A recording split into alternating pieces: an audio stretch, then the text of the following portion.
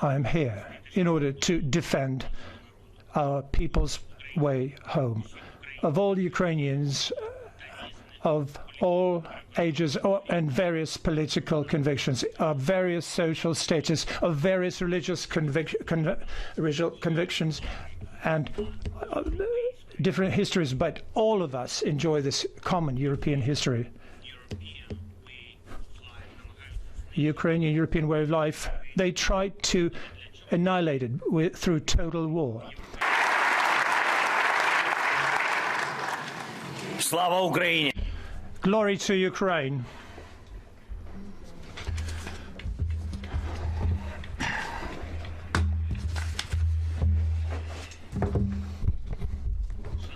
Dear Mrs. President, dear Roberto, I thank you for these powerful words, and I thank you for your personal attention, very important attention to Ukraine. Thank you for your principled and energetic approach, two qualities that we see unchanged during this struggle for Europe. And the combination of those is a precondition for progress. Europe is lucky that in this plenary hall, in the biggest parliament of Europe, in the European Parliament, a principled approach and energized approach have an absolute majority, enjoy an absolute majority. I thank you.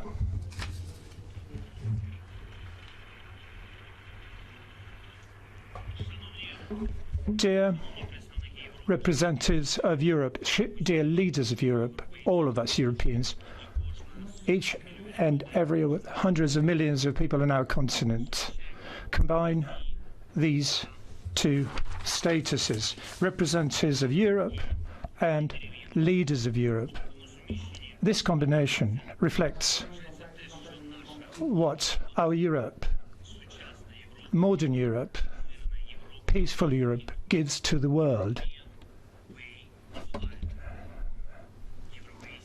European way of life, European life standard, European rules of life, when each and everyone have matter, when the law rules, the rule of law, when states strive to be social and societies strive to be open, when diversities of value and the values of different people are united by fair equality, when borders are not violated, but when you don't feel that you cross borders, when people trust and have faith in tomorrow and are ready to go to squares to fight for their tomorrow, when between protesters and the president, there's only one barrier, and that is honest elections.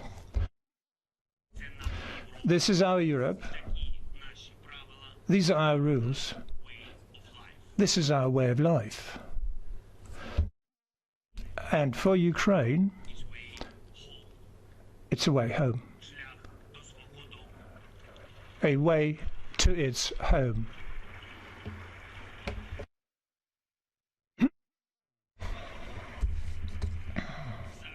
Now, I am here in order to defend our people's way home. Of all Ukrainians, of all ages and various political convictions, of various social status, of various religious convictions, and different histories, but all of us enjoy this common European history. Ukrainian European way of life, they tried to annihilate it through total war. Why? Because after the Ukrainian European way of life, they want to destroy the European way as such. Out of all 27 elements of the European way of life, of 27 countries of the European Union, we will not allow that.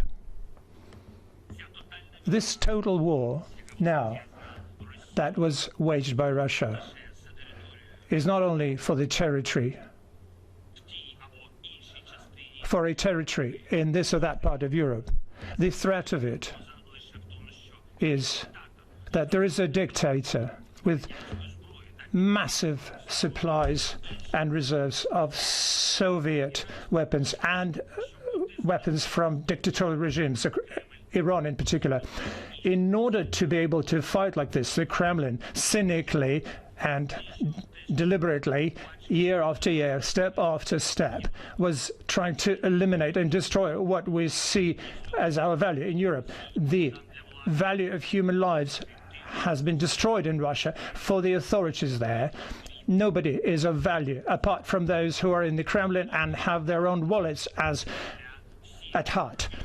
140 million of Russian citizens, for the leaders of Russia, are just bodies that are capable of carrying weapons to Russia.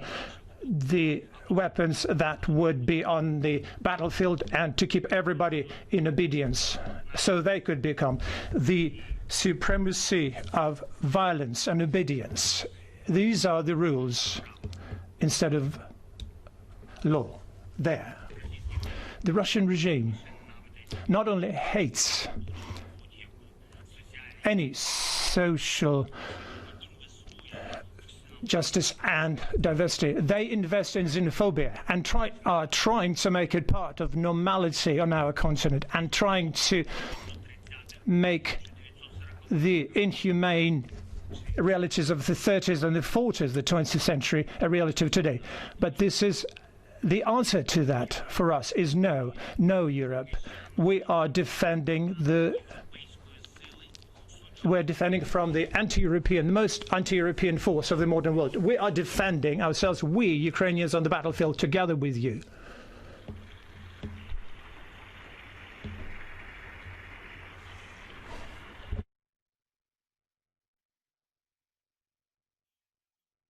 And I thank you that we're defending it together, and we must defend ourselves. And it's important not only for the states of Europe, not only for the communities and societies in Europe, no matter who we are and what we are. We always fight against disrespect and neglect. Wherever we live, we always put our faith in integrity for whatever we dream for our children and grandchildren. And the precondition for these dreams is peace and security.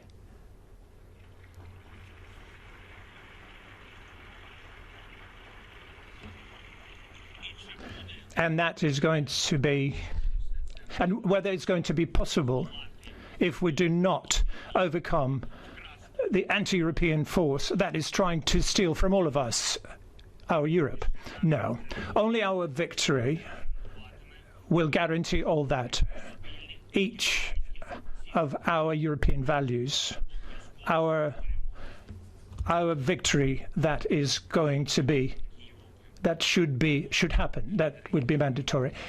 Dear leaders of Europe, dear President, ladies and gentlemen, dear members of the European Parliament, dear workers of the European Parliament here and other European institutions here, dear journalists, dear security service workers, dear military and army personnel, policemen, rescue workers, dear workers of municipalities, diplomats, teachers, professors, scientists, dear doctors, drivers, dear workers of seaports, farmers, dear industrialists, dear workers at the industrial enterprise, dear business owners, small, big businesses, dear workers at banks, dear energy workers and electricity grids workers, dear trade union workers, dear students and representatives of NGOs, dear producers and actors, lawyers, defense lawyers, human rights defenders. The destiny of Europe, the fate of Europe has never depended on politicians, and that should not be the illusions now.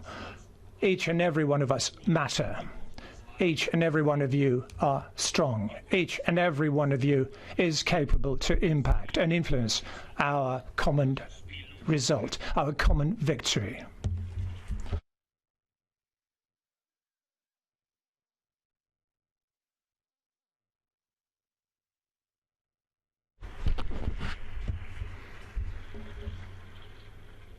And these applause are not directed to me and at me.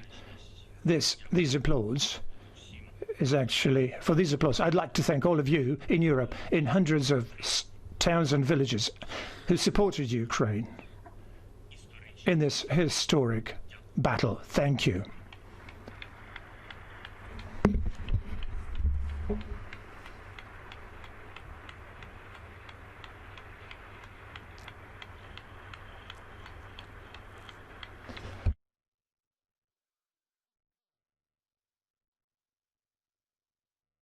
Thank you.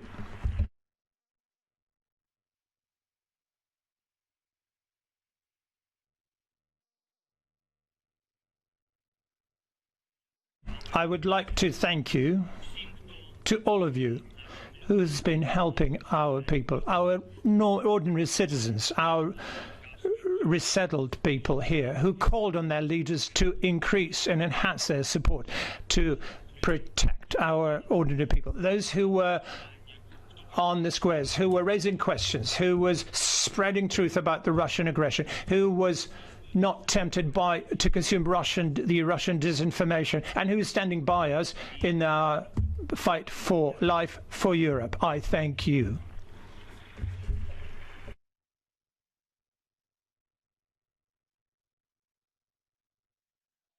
I thank all of us who help, all of you who helps Ukraine with vitally important supplies, weapons and ammunition and energy equipment and fuel.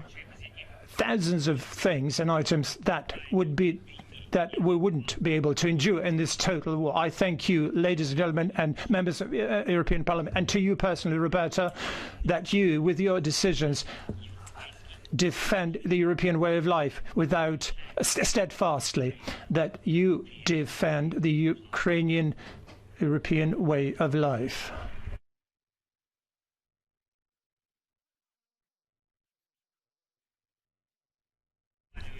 You approve courageous decisions, and you strengthen the European ambition to be a home for justice and freedom. And I recall the first day of large-scale invasion, when the Russian ambition to break this and the entire Europe was still adamant, and was still when the Russian aggression was beginning to break their tooth against fighting our defence.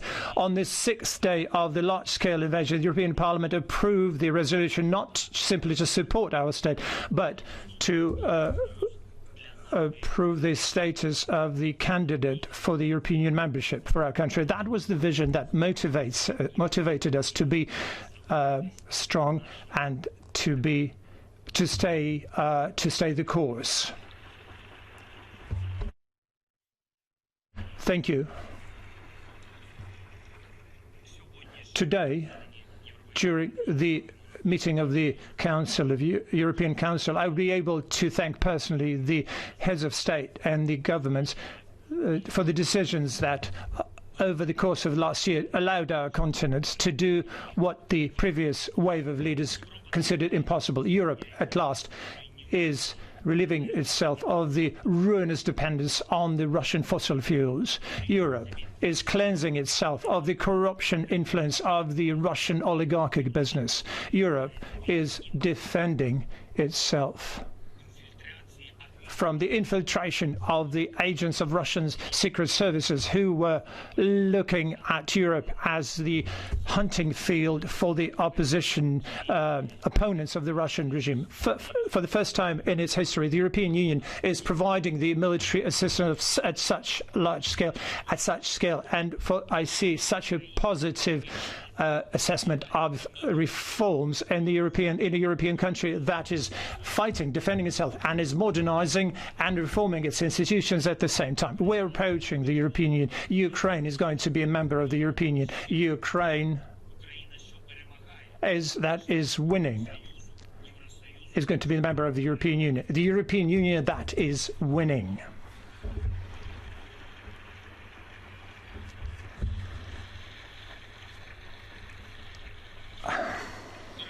Dear friends, perhaps some of you didn't feel earlier, the power of the European way of life. And now, together, Ukraine and the European Union countries have made our strength obvious. Why is it possible? Because we combined a principled and energetic approach. We all are equal. We're all equal in representing Europe and integrity. We know that everybody is a leader of Europe in their lives, in their specific lives. We're not going back in front of the enemy. We are defending ourselves. We're not losing time. We're changing ourselves. And we are changing things. Europe will always be and remain Europe as long as we're together, as long as we take care of our Europe, as we take care of the European way of life. I thank all of you. I invite all of you to Ukraine. Glory to all Ukrainians and who fight, and glory to Ukraine.